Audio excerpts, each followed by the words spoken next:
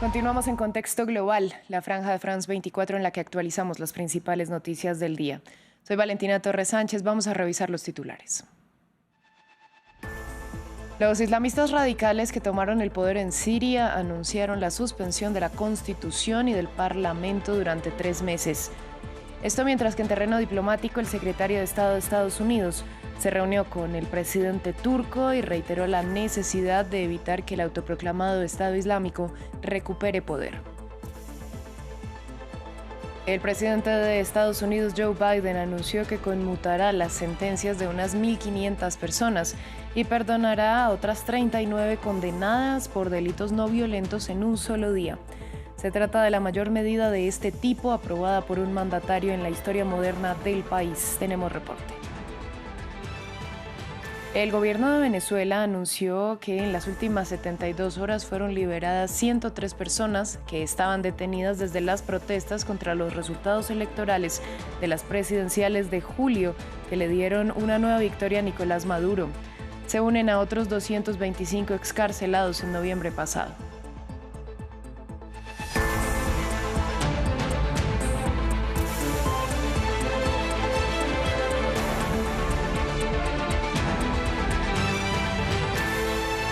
Comenzamos este informativo en Siria, donde los islamistas radicales que tomaron el poder continúan anunciando medidas de cara al periodo de transición que, en principio, iría hasta marzo. Este jueves indicaron que van a suspender durante esos 3 meses la Constitución y el Parlamento. Para analizar el panorama, conectamos con Moisés Garduño, él es profesor de la Facultad de Ciencias Políticas y Sociales de la UNAM y especialista en temas de Oriente Medio. Le doy la bienvenida a France 24. En principio, ¿cuáles son los argumentos para anunciar esta suspensión? ¿Y qué va a pasar en estos 3 meses sin constitución ni legislativo? Bueno, yo creo que la medida tiene que ver todo con el aspecto de la gobernabilidad, poner en orden qué tipo de grupos van a ser los que van a participar en el proceso electoral, cuáles van a ser los criterios, cuáles van a ser las responsabilidades primordiales en términos de relaciones exteriores y sobre todo para permitir que las instituciones del Estado que dejó Bashar al-Assad sigan funcionando. Es decir, que se sigan dando los servicios necesarios a la población, que la economía no se desfunde y que también se pongan de acuerdo todos los actores locales, regionales e internacionales. Hayat Tahrir al-Sham, el grupo que lidera la ofensiva, ha sido enfático en que va a respetar minorías, le ha dicho a Occidente que no hay de qué preocuparse, pero son los herederos de Al-Qaeda. ¿Qué se puede esperar entonces? Esa es justamente la cuestión. Tenemos que ver cómo se acomodan los diferentes liderazgos. El grupo Tahrir al-Sham no es un grupo homogéneo, tiene diferentes facciones, algunas más rigoristas que otras, y tendremos que ver cuáles son los hombres, digamos, más rigoristas que se van poniendo en determinados puestos políticos, particularmente en el de la judicatura, el orden militar y sobre todo también el orden civil, que esos son para mí los 3 indicadores más importantes para ver cómo van a ser los gobiernos en caso de que Tahrir al-Sham también se posicione como la principal fuerza después de este proceso de transición gubernamental. Bueno, en terreno internacional, el secretario de Estado de Estados Unidos, Anthony Blinken, se reunió con el presidente turco Recep Tayyip Erdogan y reiteró la necesidad de formar una coalición para evitar que el autoproclamado Estado Islámico recobre poder. ¿Qué tan probable es que esto ocurra con los vacíos de mando que existen actualmente? Esto es una preocupación muy importante y es real. Desde mi punto de vista tenemos diferentes paradigmas, como lo que ha pasado en Libia, lo que ha pasado en Irak en los últimos años, en donde los gobiernos que dejan un vacío de poder como el que ha dejado Saddam Hussein, Gaddafi y ahora Bashar al-Assad, pues terminan lamentablemente en una ruptura del tejido social que lleva a unas dinámicas de sectarización. Y esta sectarización, por ejemplo, en Irak, que es el ejemplo más inmediato que tenemos en la región, comenzó con una dinámica de desbasificación, que es el mismo partido político de alguna u otra manera que también gobernaba en Siria y que ahora con el vacío de poder que dejó al-Assad, pues esperamos todos una política de desbasificación que no sabemos si va a ser igual de ordenada o no. Y en Siria, pues se prevé en el discurso que va a ser así, pero la evidencia empírica que tenemos fue que en Irak no fue así y que justamente de este fracaso de la desbasificación de Irak es que nació el Estado Islámico y por eso tenemos las preocupaciones de Estados Unidos ahora con el fortalecimiento, no sé si el nacimiento, pero sí el fortalecimiento del grupo del Estado Islámico, tal como se había dado en Irak hace algunos años. Pues señor Garduño, a usted muchas gracias por su análisis y por compartirlo con nosotros en France 24. Saludos cordiales, muy buenas noches. Nosotros seguimos en Medio Oriente. Los movimientos de tropas israelíes en territorio sirio, en particular en los alrededores de la zona desmilitarizada de los Altos del Golán, preocupan cada vez más a la comunidad internacional. Son operativos que, según la ONU, violan el derecho internacional. Pero Israel sigue firme en su posición y dice que solo busca defenderse y prevenir toda nueva amenaza contra su país. Más detalles con William Gasso.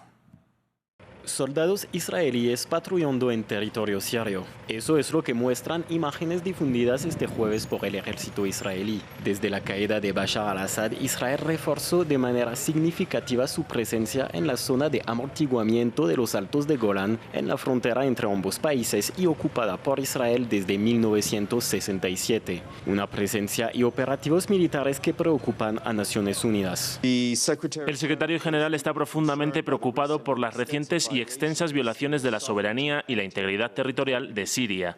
El secretario general está especialmente preocupado por los centenares de ataques aéreos israelíes contra varias localidades de Siria y subraya la urgente necesidad de desescalar la violencia en todos los frentes en todo el país. En paralelo, Israel sigue bombardeando sitios estratégicos en otras partes de Siria, como en Tartus, en el este del país, donde las bombas israelíes destruyeron un radar militar que pertenecía al que hasta hace días era el ejército regular sirio.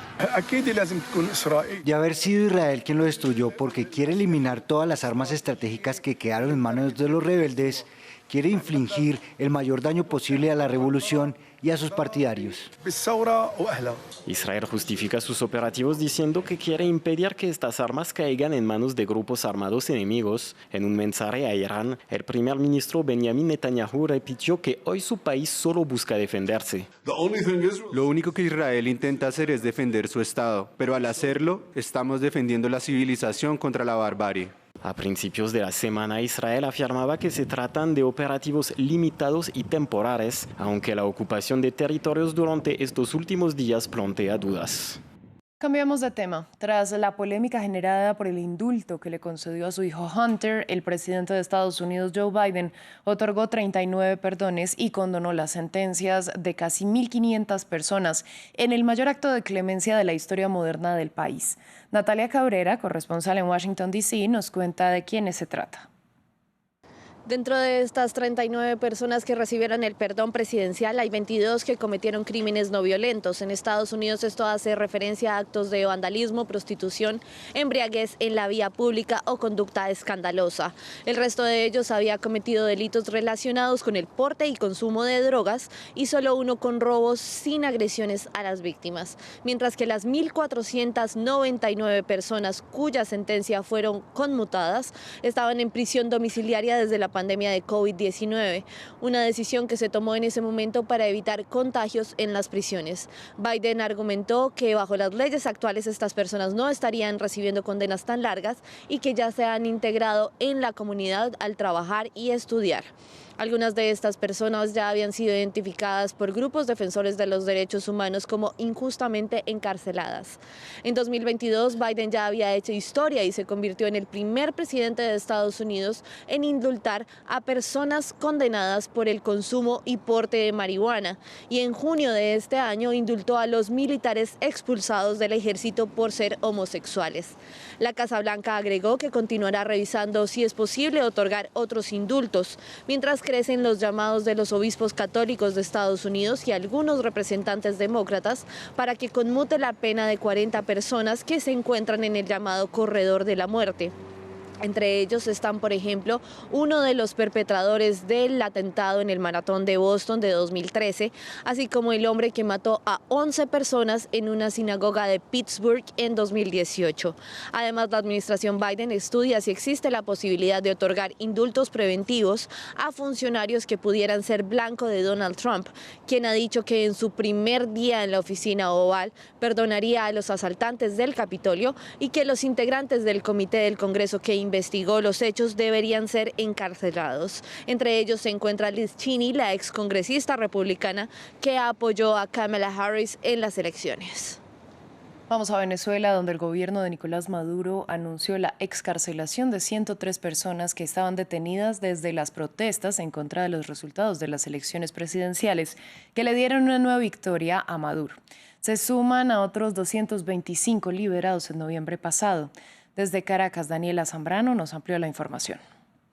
A través de un comunicado, el gobierno venezolano notificó que en las últimas 72 horas 103 personas fueron liberadas. Esto tras el exhorto que hiciera recientemente el propio presidente Nicolás Maduro de revisar los casos que fuese necesario de las personas que fueron detenidas luego de las protestas suscitadas tras las elecciones presidenciales el pasado 28 de julio.